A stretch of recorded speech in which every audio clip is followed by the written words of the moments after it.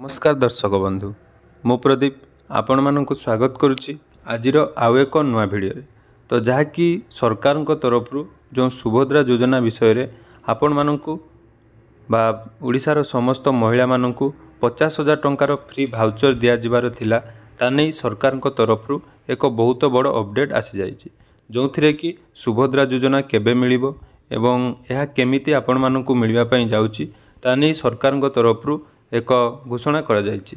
तो कौन रही अपडेट आसतु आज भिडियो रे ता विषय रे संपूर्ण डिटेल्स जानिबा जहाद्वारा कबेठारु सुभद्रा योजनार शुभारंभ होबो एवं सुभद्रा योजना रे कौन कौन बेनिफिट मिलवा पई जाउछि आज भिडियो रे जानिबा। ता पूर्वरु जदि चैनल को प्रथम थर विजिट करचंती वीडियो को लाइक करिवे, चैनल को सब्सक्राइब करनथिले एबे ही सब्सक्राइब करी आगो को हम चैनल माध्यम रे बहुत सारा नुआ नुआ अपडेट पाई परिबे। तो देखंतु ओडिशा रे बीजेपी सरकार गठन करिबा पूर्वरु सुभद्रा योजना को नहीं जाकि घोषणा करिथिला जोंथिरे महिला माननकु 50,000 टंकार भाउचर देवार ग्यारंटी मध्य देथिला। तेणु सरकारଙ୍କର प्रथम पाळी रे प्रथम दिन रे 100 दिन मध्य रे सुभद्रा योजनार शुभारंभ करा जिवो बोली घोषणा करा जायथिला। तेणु वर्तमान लो जो अपडेट टी आसुची मुख्यमंत्री दिल्ली गस्त रे थिबा बेले आजिर ई अपडेट टी आसीची जो सुभद्रा योजनार आरंभ खूब जल्दी हवा पाई जाउची। तो देखि पारुथिबे जहाँकि एही दिनरु लागू हेबो सुभद्रा योजना दिल्ली रु सीएम मोहन माझी बड़ घोषणा एही दिनरु लागू हेबो सुभद्रा योजना। तेणु सुभद्रा योजना को नहीं वर्तमान बड़ घोषणा ओडिशा रे लागू हेबो सुभद्रा योजना एवं घोषणा हैला तारीख राज्य रे खूब शीघ्र लागू हेबो सुभद्रा योजना महिला को मिलिबो भाउचर। तो देखंतु मुख्यमंत्री मोहन चरण माझी दिल्ली गस्त रे रहिथिबा बेले सेठारु बड़ घोषणा करिसेंती। सीएम मोहन माझी सहित दुई उपमुख्यमंत्री केभी सिंहदेव और प्रभाती परिडा मध्य दिल्ली गस्त रे रहिसेंती।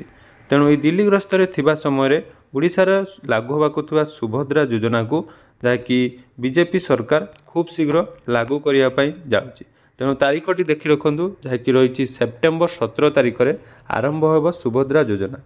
ओडिशार लक्ष लक्ष महिला को बड़ भेटी देवे मोहन सरकार। तेणु मिलिबो 50,000 टंका। तो आपण माने जानिथिबे सेप्टेम्बर 17 तारिख हेउची प्रधानमंत्री नरेंद्र मोदी जन्मदिन। तेणु मोदी जन्मदिन रे राज्य रे एही योजना शुभारंभ होबो। तेणु खूब जल्दी राज्य सरकार तरफ एने आपण मानकु खूब अपडेट दे दिया जिवो। जेमिति आपण मानकर बहुत सारा कमेंट थिला कौन कौन डॉक्यूमेंट लागिबो एवं केमिति आवेदन करिवे ता नै मध्य सरकार तरफ खूब जल्दी आपण मानकु जाकि अपडेट दिया जिवो। कोई वेबसाइट रे आपण माने आवेदन करिवे एवं या पई कौन कौन गाइडलाइन रहिबो। तेणु यूट्यूब रे आपण माने देखुथबा समस्त गाइडलाइन बा फेक न्यूज टारु टिके दूरे रुहंतु। जेतेले भी संपूर्ण अपडेट सरकार तरफ खूब जल्दी आपण मानकु प्रदान करा जिवो एवं यह द्वारा आपण माने केमिति आवेदन करिवे ता नै मध्य डिटेल्स वीडियो आपण माने हम चैनल रे पाई परिबे। तेणु खूब जल्दी आपण मानकु अर्थात सेप्टेम्बर मास 17 तारिख रे आपण को सुभद्रा योजनार लाभ मिलवा पई जाउची।